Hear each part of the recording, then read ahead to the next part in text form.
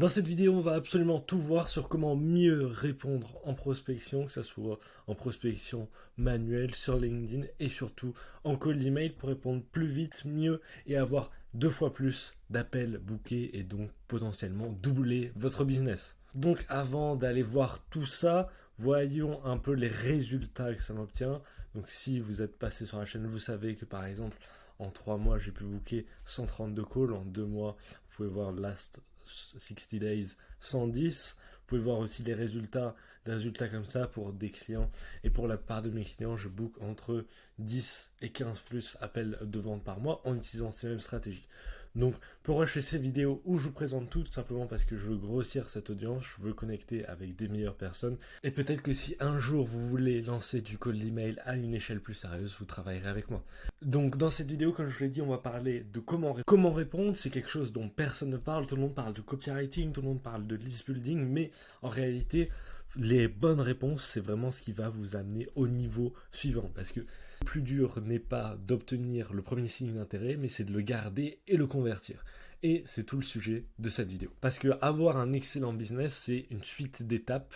C'est une suite d'étapes et chaque étape est une brique qui permet de supporter le pont vers le succès. Maintenant, s'il y a une seule brique qui manque, s'il y a un seul poteau qui manque, en fait, le pont est cassé et ça ne sert à rien. Donc déjà, avant de voir exactement qu'est-ce que vous devriez répondre, etc., il y a plusieurs choses pour vous permettre tout simplement d'être plus efficace dans vos réponses. Donc il y a principalement comment vous catégorisez, c'est-à-dire tout simplement comment vous organisez. Donc par exemple, là vous pouvez le voir, il y a plusieurs catégories comme meeting booked, not interested, do not contact, information request, out of office, wrong person, meeting booked, not qualified, referral. Donc simplement plusieurs étiquettes qui vous permettent de savoir ok, que je suis en train de booker le call ou non, est-ce que en fait il faut que je le relance dans le futur, est-ce que c'est une recommandation et du coup il faut que je parle à John plutôt que Martha, est-ce qu'il faut que je donne plus d'informations au prospect. C'est pour tout simplement avoir un visuel sur où vous en êtes avec le prospect et aussi pouvoir tout simplement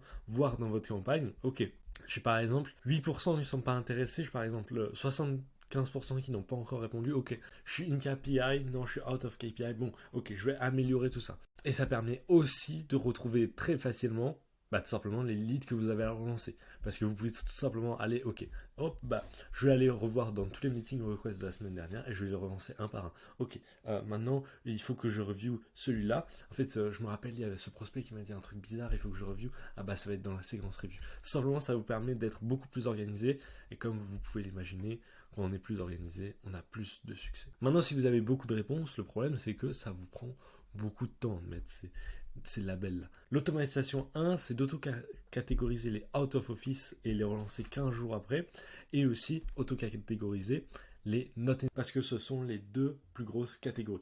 La plupart de vos réponses vont soit être des personnes qui ne sont pas encore là, qui n'ont pas encore répondu, qui sont en vacances, soit ça va être des personnes qui ne sont pas intéressées, parce que c'est les deux réponses les plus automatiques, entre guillemets. Si vous avez SmartLead, par exemple, donc le meilleur outil pour faire de la prospection email actuellement, il y a une option pour le faire automatiquement, donc c'est-à-dire que vous avez juste à cliquer dans les options et à faire auto-categorize.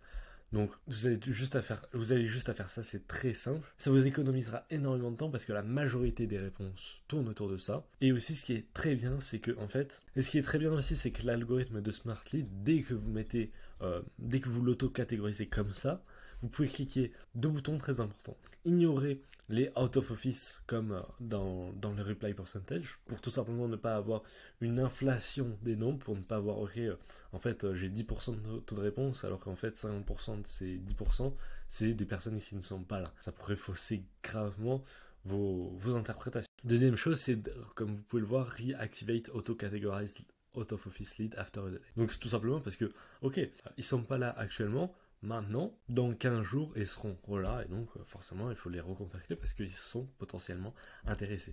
Maintenant, le problème c'est que c'est pas 100% précis. Il y a une marge d'erreur, il faut juste regarder rapidement si c'est accurate ou non. Donc l'automatisation numéro 2, pour faire à peu près la même chose mais pour aller plus loin parce que les interested, information, loom, etc.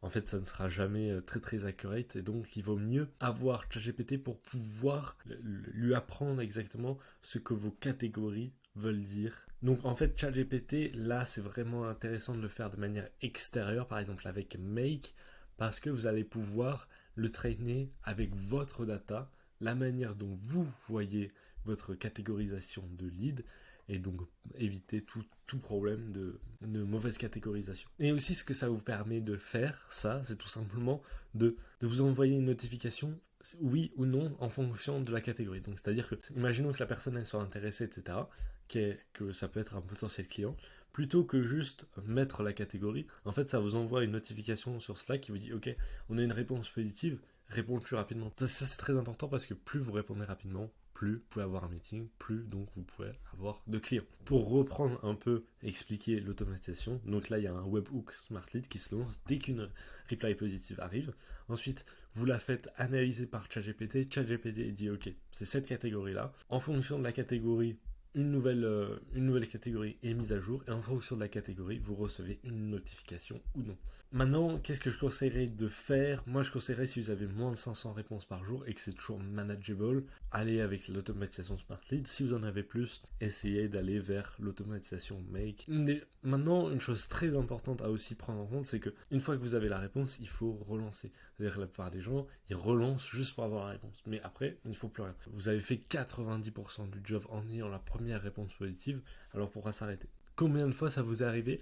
Ah, vous l'avez pas relancé depuis 3 mois, puis d'un jour au lendemain, ah oui, en fait, vas-y, on fait quand notre appel? Non, ça n'arrive pas. Ça arrive en inbound. En outbound, ça n'arrive pas. Il faut relancer la personne jusqu'à ce qu'ils prennent un appel, ou qu'ils nous disent d'aller nous faire voir après une réponse positive. Je conseille pas de relancer à l'infini une personne qui n'a pas montré d'intérêt, mais une personne qui a montré de l'intérêt, quand même, ça vaut le coup. Pour bien relancer, maintenant, il y a besoin de deux choses. Il y a besoin d'un CRM organisé, d'un bon processus de relance. Donc un bon CRM, je vous conseille plusieurs choses. Donc le nom et l'email pour pouvoir le retrouver rapidement, le nom de la campagne pour pouvoir faire vos statistiques et votre tri, le statut pour savoir exactement, en fait, pour relancer en fonction du statut, ça c'est très intéressant, c'est-à-dire que vous pouvez vous dire, ok, une fois par semaine, toutes les personnes qui sont intéressées, bah, je peux y aller et je peux aller les chercher.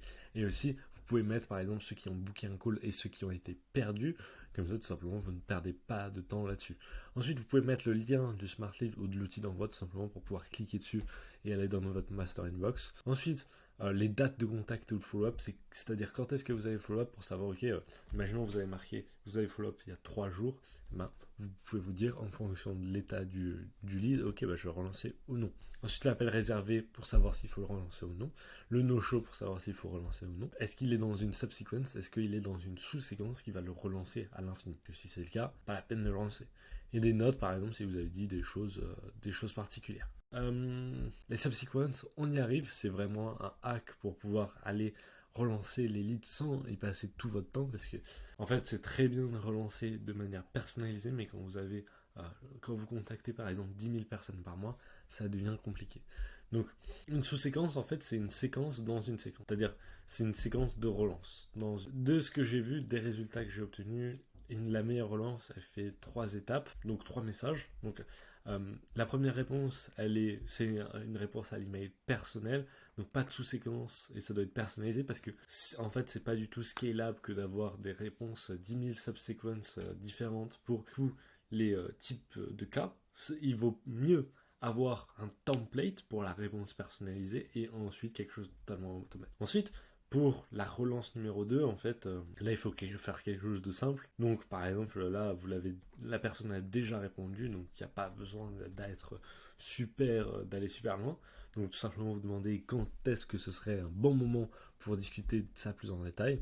Ensuite, la relance numéro 3, c'est demander s'il y a quelqu'un d'autre à qui s'adresser, parce que s'il faut, il y a quelqu'un d'autre dans la team, etc. Donc, est-ce qu'ils peuvent vous donner un nom et un email? Ensuite, une chose très importante, quand vous faites toute de la prospection, il faut savoir bien prendre les réponses négatives. C'est-à-dire que là, actuellement, si vous avez un faible volume, ça peut être pas le truc le plus important. Maintenant, il faut bien savoir répondre au fait de se faire ignorer et au fait de se faire envoyer en l'air, comme je l'appelle. Pourquoi je parle de ça? Parce qu'une mauvaise réaction aux réponses négatives, ça peut casser votre morale, totalement casser votre lead flow. Parce que vous allez tout simplement, on est humain, à la fin de la journée, on peut se dire non mais c'est bon, j'ai eu une réponse négative, vas-y je casse tout. Alors que en fait il n'y a eu qu'une seule réponse négative sur. Donc voilà exactement ce que je vous conseille de faire pour éviter d'avoir un problème avec ça.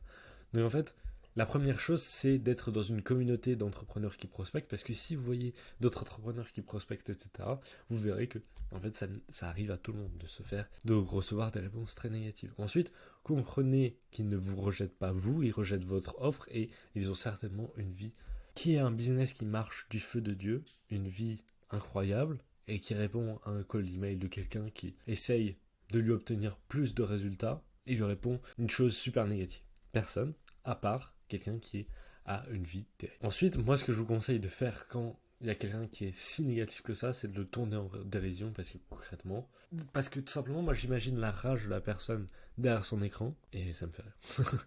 Et ça me permet, hop, d'enlever le problème de la réponse négative. Ensuite, chose très importante, et chose qui, en fait, vous fera tout changer, c'est-à-dire que, imaginez maintenant, vous ayez perdu 1000 euros. Vous pensez que ce sera plus facile pour vous de passer à travers ça si vous gagnez 10 000 euros par jour ou si vous gagnez 1000 euros par mois? La première chose, ok, bah c'est exactement la même chose avec le call email. C'est-à-dire qu'il faut que vous fassiez tellement de volume, vous ayez tellement de réponses positives, que ça ne devrait pas être un problème pour vous. Et aussi, voyez que rien ne se passe, même après une réponse ultra méchante. Il n'y a rien, absolument rien qui se passe. Même ceux qui vous menacent de vous balancer à la CNIL, à la police, etc., c'est totalement légal, ils sont totalement débiles. La prospection par email est totalement légale, et s'ils ne savent même pas ça me rend un peu triste des fois. Il y a une question que vous pouvez avoir maintenant, c'est « Oui, mais Tom, je veux tout essayer, et je suis sûr que c'est possible d'avoir des réponses, d'obtenir un meeting une réponse négative. » Alors oui, c'est une bonne question à vous poser, parce que théoriquement, vous pourriez avoir beaucoup plus de business. Maintenant, ça ne vaut pas le coup. C'est possible, mais ça ne vaut pas le coup. Parce que même si vous obtenez un oui, vous vendrez quelque chose à quelqu'un qui ne le voulait pas dès le départ. Parce que là, ce que vous êtes en train de me demander, parce que là, en fait, ce que vous essayez de faire, c'est, oui, Tom, y a cette fille, en fait, je suis allé sur plusieurs dates avec elle, je suis allé avec ce gars sur 3 dates, je la kiffe. Elle me dit que c'est mieux de rester amis. Est-ce que vous pensez qu'il y a une phrase magique qui va vous permettre d'éviter ça? Non, il n'y a pas de phrase magique, et il vaut mieux vous concentrer sur quelqu'un d'autre que de rester avec ça. Le prospect a déjà pris sa décision et vos efforts sont mieux dépensés avec des prospects intéressés. Voilà pour cette vidéo. Dans une prochaine vidéo, on verra les 6 règles d'or de la prospection. On verra aussi comment répondre à toutes les objections. Donc si vous voulez voir ça dans notre vidéo, abonnez-vous. Maintenant, si vous voulez que je m'occupe de toute votre prospection pour vous, tout simplement prenez un appel avec moi et je vous dis à très bientôt.